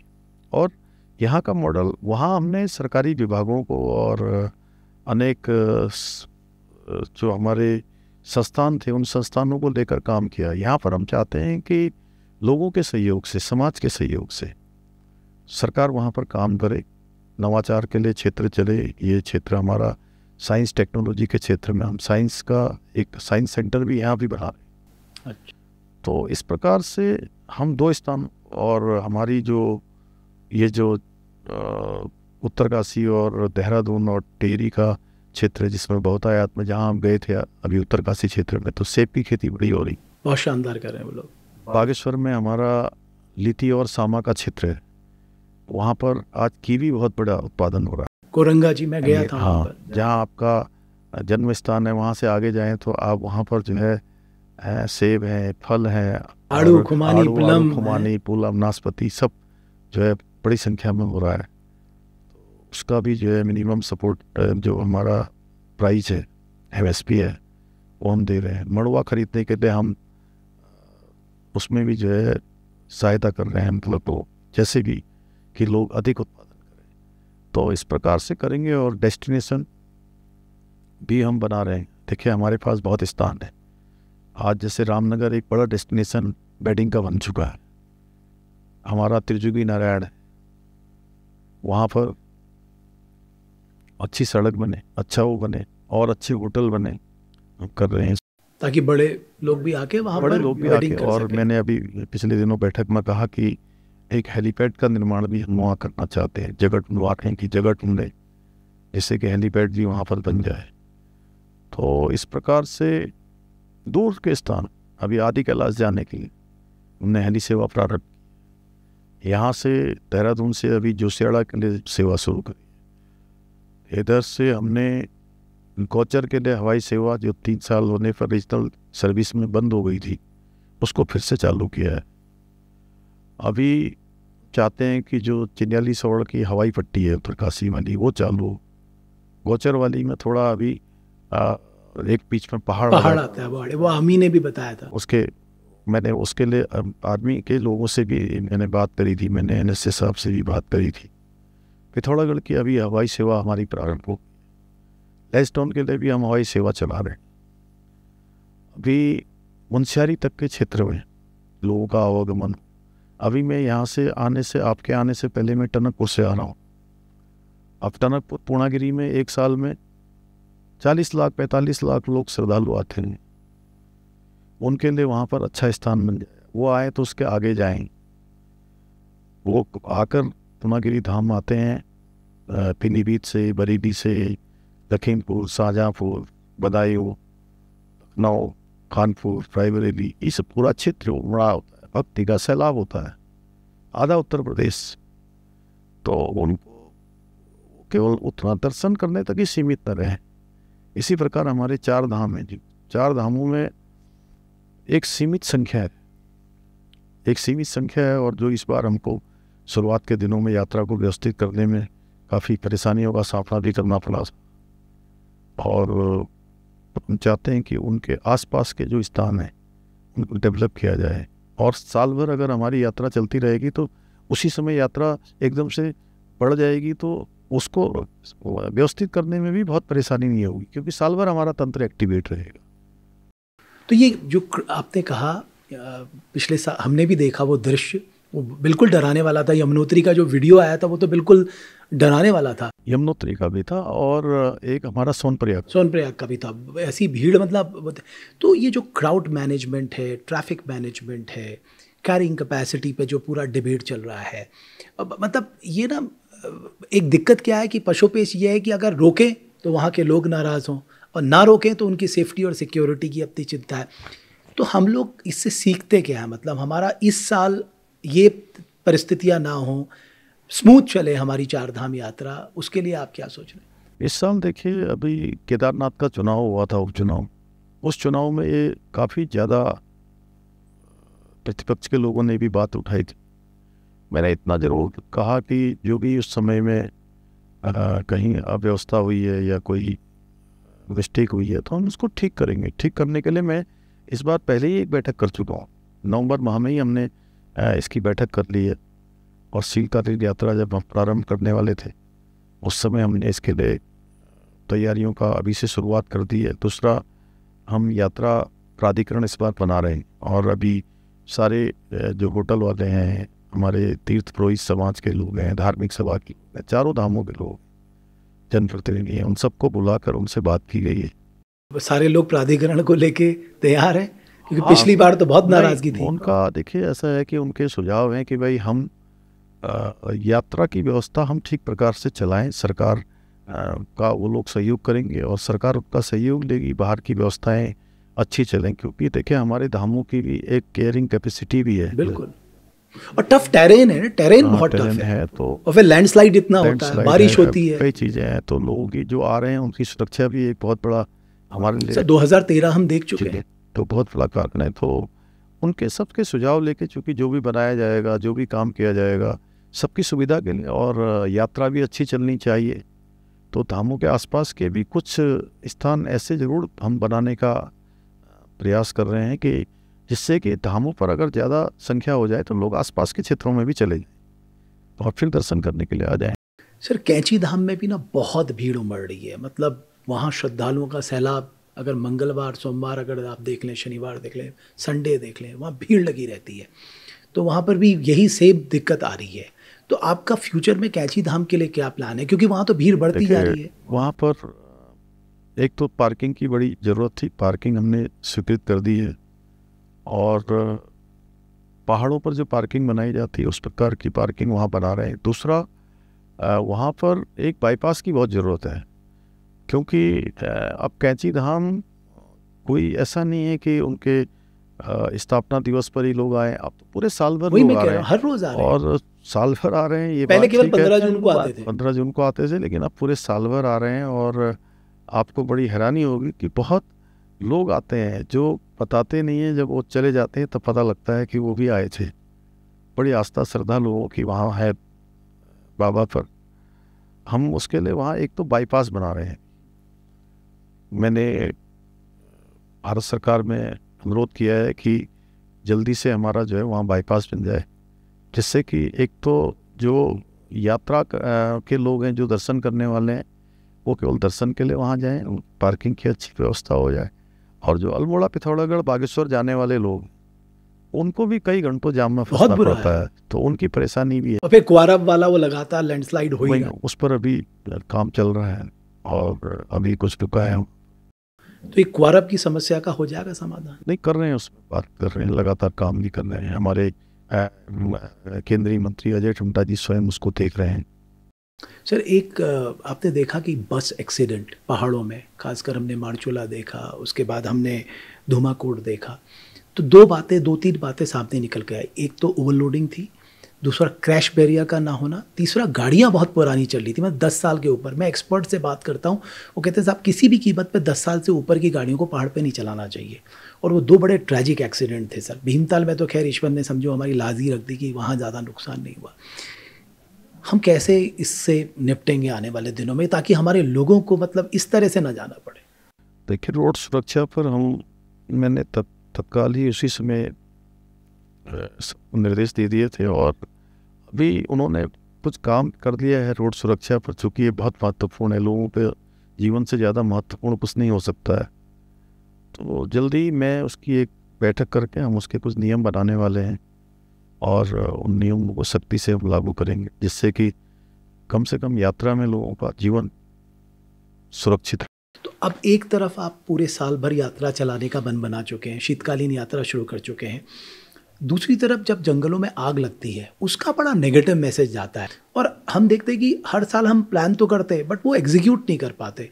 तो सर इस बार आप कुछ करने जा रहे हैं ताकि भाई हम पहले से ये तय कर लें कि हम आग ना लगने दें? इस बार देखिए, हम आग को रोकने के लिए जो हमारा शीतला खेत मॉडल है, उस मॉडल पर अपने सभी अधिकारियों को वहाँ भेज रहे हैं कि वो किस प्रकार से छोटी छोटी ताल जैसी बनाते हैं। और मैंने भी कहा है, और नए वर्ष में, वर्ष 2025 की जिस दिन शुरुआत हुई थी, सभी वन विभाग के अधिकारी मेरे पास आए थे मिलने के लिए। मैंने उनसे उस पहले दिन ये कहा कि इस बार आप लोग पहले से सब तैयारियां कर लें, और छोटे छोटे तालाब बनाएं, जलागम विभाग को भी उसमें सम्मिलित करें, अन्य लोगों को भी सम्मिलित करें, और ख़ास तौर से जो वनों के आसपास रहने वाले लोग हैं, यानी जंगलों के किनारे जो बसे हुए लोग हैं। पहले के समय में ऐसा होता था, चूँकि मैं पहाड़ से छोटा था तो नीचे आ गया था यहाँ तराई में, खटीमा में। तो मेरा गांव है नगला तराई गांव, उस गांव के चारों तरफ जंगल है।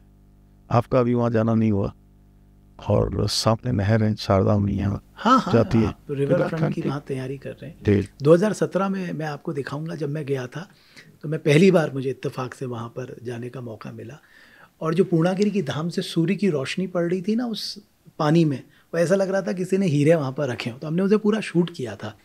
तो मुझे जब पता लगा कि आप वहाँ पर रिवर फ्रंट डेवलप कर रहे हैं, तब मैं भी ये सोचता था कि इसको तो रिवर फ्रंट के तौर पे बहुत अच्छा डेवलप किया जा सकता है। तो इसका कोई टाइमलाइन आपने रखा है? अभी आदरणीय प्रधानमंत्री जी से भी इस बार मैंने अनुरोध किया था कि माननीय प्रधानमंत्री जी हर साल में 1 या 2 बार जो है बद्रीनाथ और केदारनाथ धामों में जो काम चल रहे हैं उसकी समीक्षा करते हैं अपने स्तर से। तो 28 तारीख को आएंगे तो उस समीक्षा भी करेंगे, और उनके सामने जो हम गंगा कॉरिडोर बना रहे हैं ऋषिकेश हरिद्वार में, और शारदा का जो रिवर फ्रंट बना रहे हैं, इन दोनों प्रोजेक्टों को भी उनसे भी मार्गदर्शन लेंगे कि इसमें क्या कर सकते हैं। तो उसका टाइमलाइन ये है कि उसके बाद ही तय हो पाएगा, जब एक बार हमारी DPR पूरी तरह से जो है बनकर तैयार हो।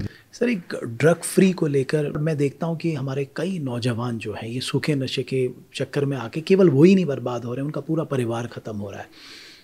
इसके लिए आपको मतलब आप क्या हम कर सकते हैं, कितना टफ हम हो सकते हैं कि हम किसी भी कीमत पर ऐसे लोगों को यहाँ पर पनपने ही ना दें जो इस तरह के मौत के सौदागर बन के घूम रहे हैं हमारे युवाओं के लिए? बिल्कुल, हम बहुत सख्ती कर रहे हैं इसमें, और आसपास के जो हमारे उत्तर प्रदेश से नेपाल की सीमा से लगे हुए हमारी सीमाएं हैं, उन सीमाओं को भी जो है सख्त बना रहे हैं, वहाँ पर जो है निगरानी तेज कर रहे हैं। और देखिए, जहाँ से इसकी आपूर्ति होती है, हम एक तो वहाँ पर पूरी तरह से उनकी जो सप्लाई चेन है वो समाप्त होनी चाहिए। जहाँ से ये आपूर्ति होती है, जहाँ ये बनता है, या जहाँ से लोगों को भेजा जाता है, एक तो उनको पूरी तरह से जो है बिल्कुल उनके खिलाफ कार्रवाई होनी चाहिए, कठोर कार्रवाई करने का। और दूसरी तरफ इस बार हमने अपने पुलिस विभाग को ये लक्ष्य दिया है कि आप जो है हर हाल में उत्तराखंड को ड्रग्स फ्री बनाने में काम करें और इसको लीड करें। तीसरा, जितने भी हमारे सामाजिक संस्थान हैं वो सारे के सारे भी अपने यहाँ जन जागरूकता अभियान चलाएं। इंस्टीट्यूशन में विशेषकर से बच्चे छोटे छोटे आते हैं, 12th पढ़ने के बाद आ जाते हैं, और जब वो पढ़ते पढ़ते कब इसकी गिरफ्त में आ जाते हैं पता ही नहीं लगता। और इतना ज़्यादा हो जाता है कि माता पिता के लिए पूरा परिवार ही खत्म हो जाता है। बच्चों को करना और एक बच्चे से जो अपेक्षाएं होती हैं, बच्चे के बारे में जो सपने होते हैं माता पिता के, वो सपने पूरी तरह से बिखर जाते हैं, उनकी मंजिल पूरी भटक जाती है। तो हम इस पर जो है बहुत ज़्यादा सभी विभाग को लेकर और भारत सरकार के स्तर पर भी लगातार गृह मंत्री जी के निर्देशन में पूरे देश के अंदर इसकी लगातार समीक्षा होती है और पूरा जोर है कि नशे से हमारी पीढ़ी को बचाया जाए, आने वाली पीढ़ी को, क्योंकि अगर नशे से हम आने वाली पीढ़ी को नहीं बचा पाएंगे तो हम अपना भविष्य खराब कर। बिल्कुल सर, अब बहुत सारे लोग जो हैं वो मंत्रिमंडल विस्तार का भी इंतज़ार कर रहे हैं और बहुत सारे लोग इंतज़ार कर रहे हैं कि साहब क्या पता उनको दायित्व का मौका मिल जाए। तो ये जो वेटिंग जो चल रही है ये अभी कितनी लंबी चलने वाली है, ये इसका कुछ आपके पास? नहीं, वेटिंग नहीं है। देखिए ऐसा है कि ये वर्ष 2025 हमारे राज्य के लिए बहुत महत्वपूर्ण वर्ष है। 25वें साल में हम प्रवेश कर गए हैं। जरूर इस दिशा में हम लोग काम कर ही रहे हैं पहले से भी। हम अभी निकाय के चुनाव इसके बाद निश्चित रूप से हम लोग इस पर। एक आखिरी सवाल, मैंने देखा ना प्राइम मिनिस्टर मोदी के साथ बहुत फ्रीक्वेंट मिलते हैं, तो हर कोई ये जानना चाहता है आप क्या बॉन्ड शेयर करते हैं उनके साथ? देखिए चूँकि प्रधानमंत्री जी मैं जानता हूँ कि देवभूमि उत्तराखंड उनके हमेशा दिल में रहता है। यहाँ से उनका बहुत प्रेम है और यहाँ के बारे में उनकी बहुत सोच भी है। जिस प्रकार से हम लोगों के बीच में जाते हैं तो मोदी जी का नाम लेते हैं, मोदी जी उनके दिल में बसते हैं और मोदी जी के दिल में उत्तराखंड बसता है। तो उत्तराखंड की इनको चिंता भी रहती है और हमेशा जो भी हम उनसे अनुरोध करते हैं अधिकांश चीज़ें हमको मिल जाती हैं, अधिकांश चीज़ें हमारे राज्य के लिए स्वीकृत करते हैं। और एक अभिभावक भी हैं हम सब लोगों के, वो इतना दीर्घकालिक अनुभव है, 13 साल मुख्यमंत्री के और 10 साल पूरे जो है प्रधानमंत्री के, 11वां साल, 24 साल से लगातार बड़े पदों पर मिलने पर भी आज भी पारदर्शिता के मामले में, ईमानदारी के मामले में, देश को दुनिया में एक मुकाम दिलाने में उनका बहुत स्थान है। आज दुनिया के वो सर्वाधिक लोकप्रिय नेताओं में से एक हैं। तो उनसे बहुत कुछ सीखने को भी मिलता है और मार्गदर्शन मिलता है। तो हम लोगों को प्रेरणा मिलती है, ऊर्जा मिलती है राज्य के लिए काम करने। बहुत धन्यवाद मुख्यमंत्री जी, बहुत आपने लंबा इंटरव्यू दिया, इतना समय दिया और मुझे लगता है हमने राज्य के हर सेक्टर को कवर करने की कोशिश की और हम सब दिल से चाहते हैं कि हमारा उत्तराखंड नंबर 1 बने, हमारे पहाड़ में जो लोग रह रहे हैं उनके चेहरे में खुशहाली आए, हमारी मातृशक्ति सुरक्षित रहे, उनके अंदर एक सुरक्षा का भाव हो। ये दशक जो है जो उत्तराखंड के लिए उद्यमिता और स्टार्टअप और इनोवेशन का दशक बने और कुल मिलाकर एक ऐसा इकोसिस्टम हम तैयार करें ताकि हमारे राज्य से निकलने वाला हर कोई व्यक्ति इतने आत्मविश्वास से भरा हो कि मैं देवभूमि उत्तराखंड को रिप्रेजेंट करता हूं और ये मेरी देवभूमि उत्तराखंड की खासियत है।